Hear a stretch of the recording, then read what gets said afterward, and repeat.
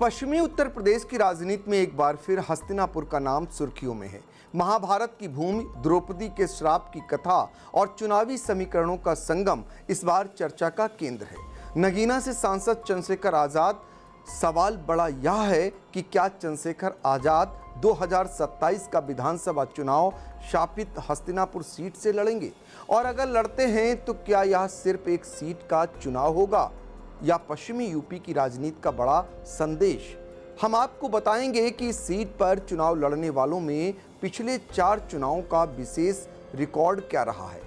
इसके साथ ही यह भी जानेंगे कि चंद्रशेखर आजाद की चुनाव लड़ने की वजह क्या है। साथ ही वोटरों की संख्या से भी रूबरू कराएंगे। नमस्कार, आप देख रहे हैं आई इंडिया और मैं हूं डॉक्टर पंकज सिंह गौर। दरअसल करीब 2 महीने पहले इसी सीट से भाजपा विधायक दिनेश कटिक ने एक मंच से कहा था, अब तीसरी बार यहां से एमएलए नहीं बनना। हस्तिनापुर पर तो शुरू से द्रौपदी का श्राप है। यह बयान यूं ही नहीं आया था, इसे एंटी इनकम्बेंसी यानी क्षेत्रीय असंतोष और बदलते सियासी समीकरणों से जोड़कर देखा गया। हालांकि बाद में उन्होंने सफाई दी, लेकिन तब तक शापित हस्तिनापुर की चर्चा पूरे प्रदेश में फैल चुकी है। अब उसी सीट पर आजाद समाज पार्टी के प्रमुख चंद्रशेखर के चुनाव लड़ने की संभावनाओं ने सियासत को नई दिशा दे दी है। पार्टी के स्थानीय नेताओं ने मुख्य बाजारों में वॉल पेंटिंग कराकर माहौल बनाना शुरू कर दिया है। नगीना लोकसभा सीट से सटी यह विधानसभा सीट पहले से ही उनके प्रभाव क्षेत्र में मानी जाती है। ऐसे में सवाल उठता है कि आखिर चंद्रशेखर हस्तिनापुर से क्यों चुनाव लड़ेंगे। पिछले 4 विधानसभा चुनावों पर नजर डालें तो 2007 में बसपा, 2012 में सपा और 2017 व 2022 में भाजपा, यानी कि जिस पार्टी का विधायक हस्तिनापुर से जीता उसी की प्रदेश में सरकार बनी। यह संयोग है या ट्रेंड? फिलहाल राजनीतिक विश्लेषक इसे पॉलिटिकल ओमेन की तरह पेश कर रहे हैं। ऐसे में अगर चंद्रशेखर यहां से जीतते हैं तो वे खुद को सत्ता की दौड़ में निर्णायक खिलाड़ी के तौर पर स्थापित कर सकते हैं। दूसरी वजह यह कि आरक्षित सीट है। हस्तिनापुर दलित नेताओं के लिए सुरक्षित सीट मानी जाती है।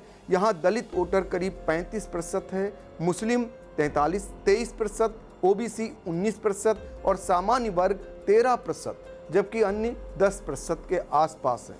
यानी दलित और मुस्लिम वोट का समीकरण किसी भी उम्मीदवार की जीत तय कर सकता है। चंद्रशेखर की पहचान एक उभरते दलित चेहरे के रूप में है।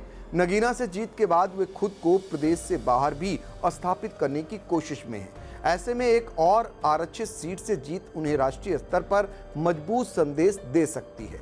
तीसरी वजह जमीनी आधार की परीक्षा मानी जा रही, क्योंकि अक्सर उन पर सोशल मीडिया पर अधिक सक्रिय रहने का आरोप लगता है। लेकिन नगीना से सांसद बनने के बाद वे यह साबित करना चाहेंगे कि पश्चिमी यूपी में उनका संगठन और जनाधार दोनों मजबूत है। हस्तिनापुर से जीत इस दावे पर मुहर लगा सकती है। हालांकि खुद चंद्रशेखर आजाद इस मुद्दे पर संतुलित बयान देते हैं। उनका कहना है कि राजनीति में चर्चाएं होती रहती हैं, अंतिम फैसला पार्टी हाईकमान करेगा, लेकिन राजनीतिक गलियारों में इसे महज चर्चा नहीं बल्कि रणनीति माना जा रहा है। विशेषज्ञों का मानना है कि यह दलित वोटर को कंफ्यूज करने की सियासत भी हो सकती है। उनके मुताबिक अगर चंद्रशेखर मैदान में उतरते हैं तो सबसे ज्यादा असर सपा और बसपा पर पड़ेगा, क्योंकि तीनों ही दलित चेहरा उतरेंगे और वोट बटेगा। हस्तिनापुर में गुर्जर वोट भी निर्णायक भूमिका में है। हाल ही में आजाद समाज पार्टी ने गुर्जर नेता रविंद्र सिंह भाटी को मेरठ मंडल का प्रभारी बनाकर साफ संकेत दिया है कि समीकरण साधने की कोशिश शुरू हो चुकी है।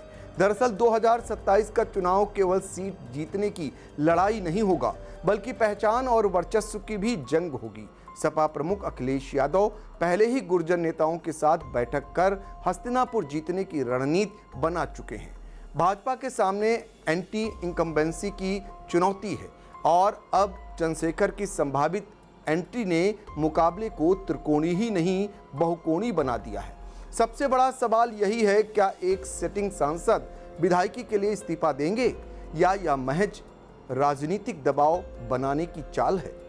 जानकार इसे बार्गेनिंग पॉलिटिक्स भी कह रहे हैं। अगर बड़ा चेहरा मैदान में उतरता है तो गठबंधन की राजनीति में सीटों की संख्या बढ़ाने की ताकत भी मिलती है। हालात कैसे बनेंगे यह तो वक्त बताएगा। फिलहाल महाभारत की भूमिका हस्तिनापुर में एक बार फिर सियासी महाभारत की तैयारी है। द्रौपदी के श्राप की कथा, जातीय गणित, एंटी इनकम्बेंसी और उभरते नेतृत्व की महत्वाकांक्षा सब एक साथ इस सीट पर आकर टिक गए हैं। 2027 में यह तय है कि यहां दलित वोट एकमुश्त किसी एक दल के पक्ष में नहीं जाएगा। हर पार्टी दलित चेहरा उतारेगी और हर वोट की कीमत बढ़ जाएगी। अब नजर इस पर है कि क्या चंद्रशेखर सचमुच हस्तिनापुर से ताल ठोकेंगे या यह सियासी शिगुफा ही साबित होगा। लेकिन इतना तय है कि हस्तिनापुर की यह जंग सिर्फ एक विधानसभा सीट की नहीं बल्कि पश्चिमी यूपी की राजनीतिक दिशा तय करने वाली हो सकती है। इस पूरी खबर पर आपकी अपनी राय भी बहुत महत्वपूर्ण है, तो आप कमेंट बॉक्स में जाकर रख सकते हैं।